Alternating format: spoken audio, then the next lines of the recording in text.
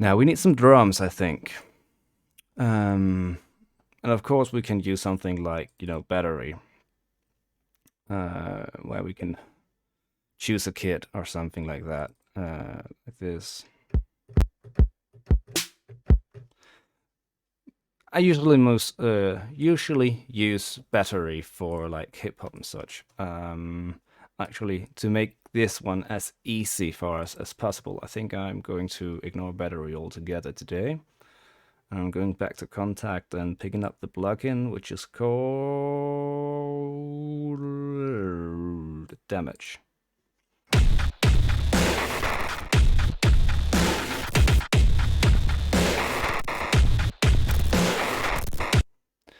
And I think they sound awesome, especially if you're going for this kind of sci-fi kind of sound, right? Every key is a different loop. So I just try.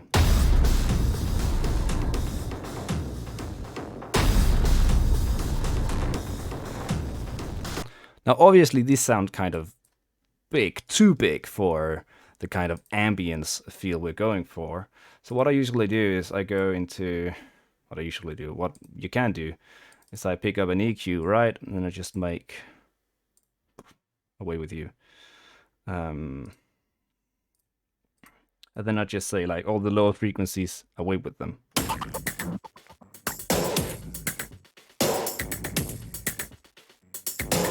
Then I can turn up the frequency. And suddenly you fit a lot better, right? There's just something in the background. So if we just take it, we're going to create a loop actually, just like before.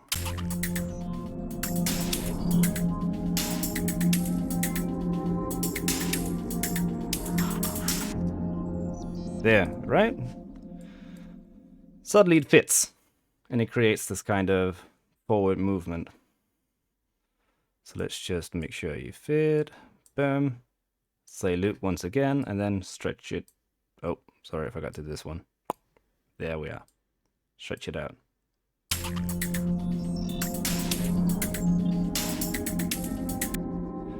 Now, I don't want it to just start out of the blue. Let's just hear if we take it from the beginning of the track, right?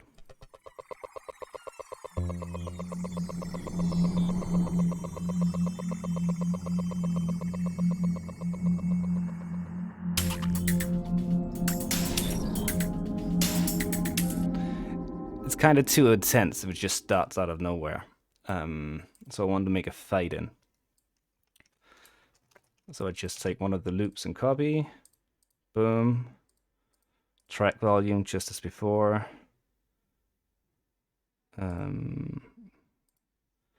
Set a point there, set a point in the start. Boom. And then create.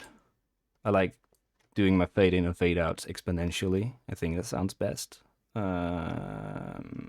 Actually, I think I'm going to create it that way.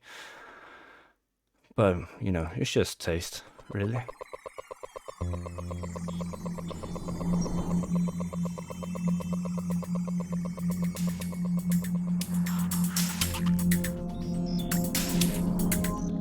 And this bass here, I think, gets a little boring, but I think I'm just going to do that. And then I'll change the color of this just so that visually I can see, oh, okay, this is the fade in, right?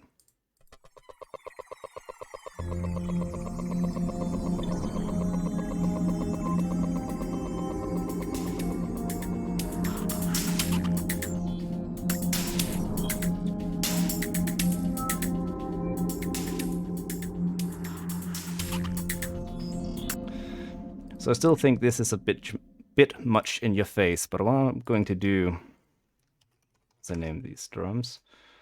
I'm going to take and put some rune on it instead. Oh, that's not the one I like to use. This is the one I like to use. So yeah, just put some room on it, and then that usually makes it fit better. So if I go medium roll.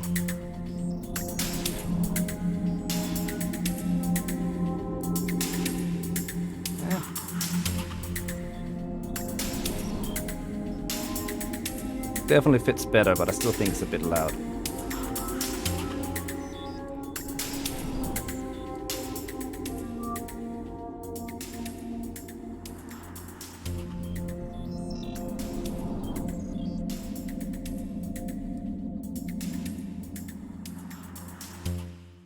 So I just corrected or changed the volume in here. So let's see how the transition sounds now.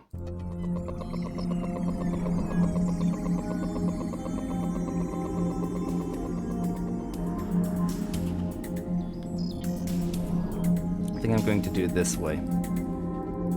Do it that way.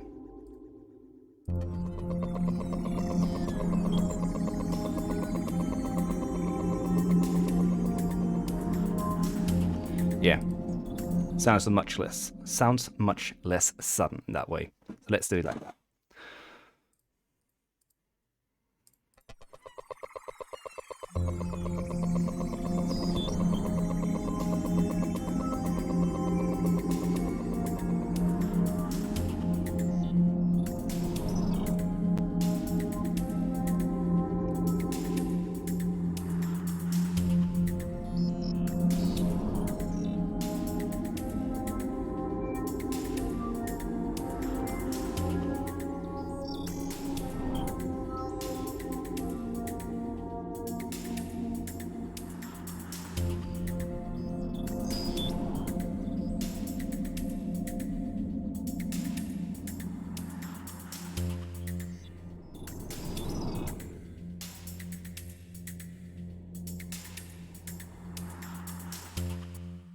Great.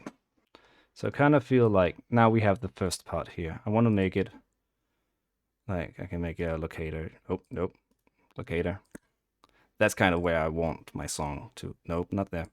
There. That's where I want my track to end, right? And I think this first part is nice, but when this would reach this last note, we kind of need something new to happen. So what am I going to do? I think I'm going to add some other drums.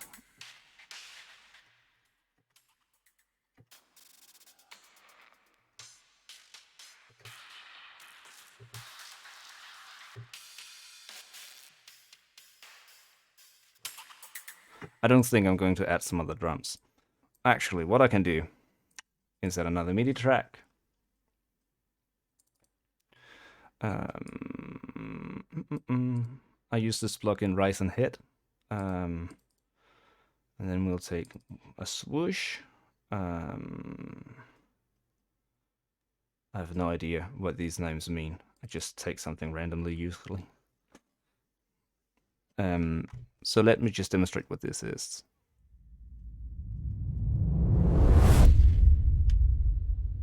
Right, so it's like a tension build up and then release. But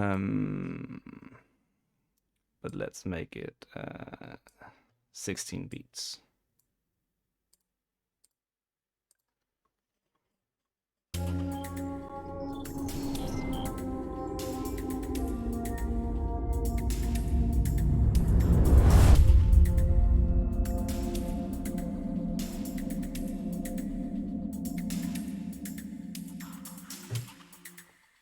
I'm going to need some new drums, aren't I? I mean, it's just it don't sound like I want them to. Firstly, I'm going to just tune this down a bit.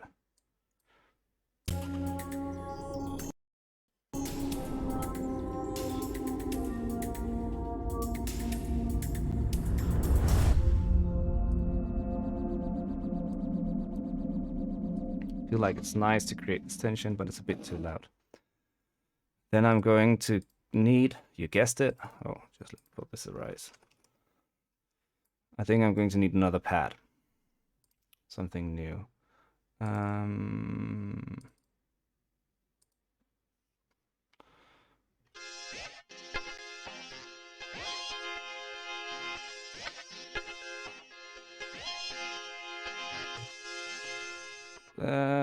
I mean, that actually sounds pretty cool, but it was. Let's try something else. Because this was the kind of feel I imagined. I haven't mutated it yet. That's cool. Okay, so this time I'm going to play a chord, but it's not because I start playing harmonics now. It's just I'm going to have a chord that lies, and then the melody flows on top of that. And so far we played in F minor, so, you know, to spice it up, let's do B minor.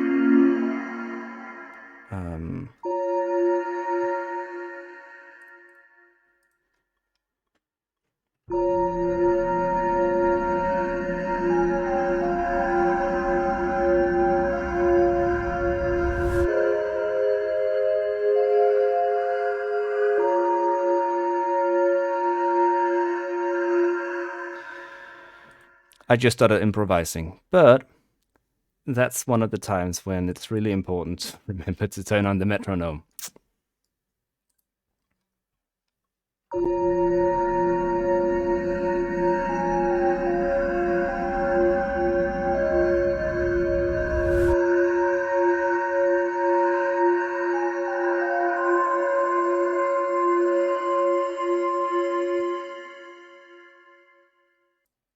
So let's just have that, right? It wasn't actually meant to be a melody I played in that one, but it just kind of fitted in. So once again, quantize it just so you know it doesn't sound like something it just made up, even though it's something it just made up.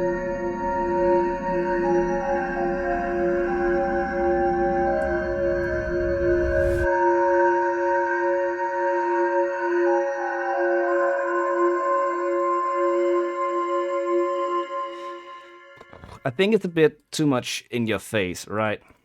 It started off sounding like this.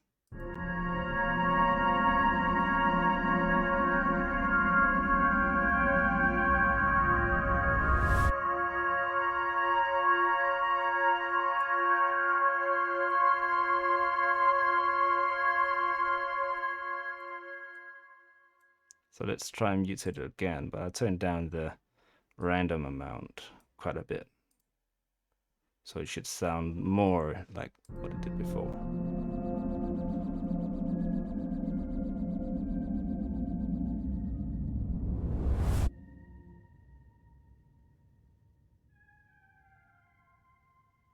Yeah, can't hear it all now, can you?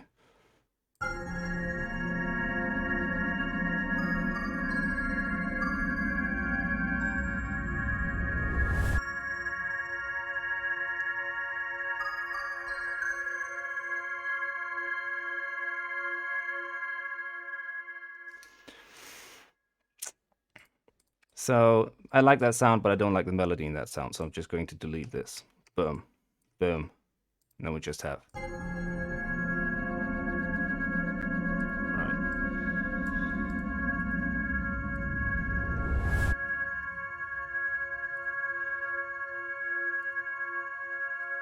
As you can see, I use absinthe a lot in these. It's just, it makes sense to me. I just wanted some bells, really. And then I'm just going to go in here and take my percussion, Symphony Essentials, plug in, do tune percussion, and do a Glockenspiel. I don't know if it's loading. There we are.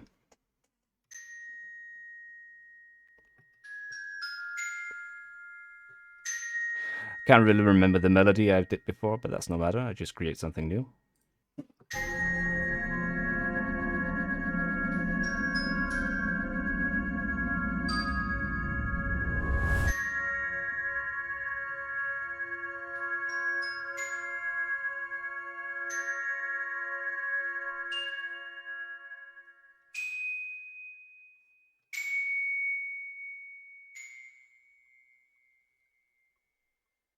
So there, let's try that as a melody instead.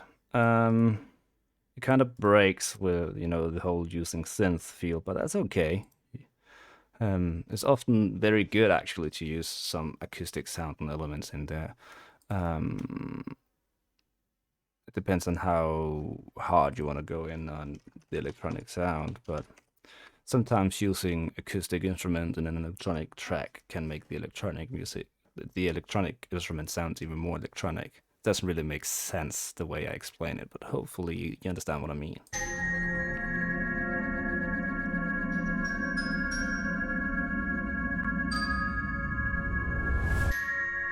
I think it's a bit loud. Maybe just be my headset which makes it sound loud. I want to turn it down a bit. I want to put on some room.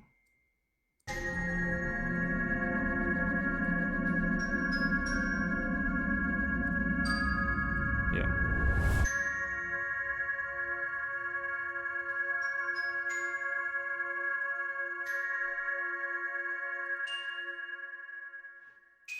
To me, that sounds better. I'm just going to put on compressor just to make those low notes more distinguishable, and then I'd take all the high notes, the loud notes, and turn down a bit.